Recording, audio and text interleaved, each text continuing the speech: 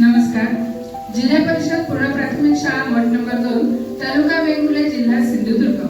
आमच्या शाळेचा उपक्रम आहे 1 ते 30 पर्यंतचे वर्ग जलद गतीने म्हणणे आणि आजची आमची ही विजयी टीम आहे 1 ते 30 पर्यंतचे वर्ग जलद गतीने म्हणणारे. चला तर मग बघूया.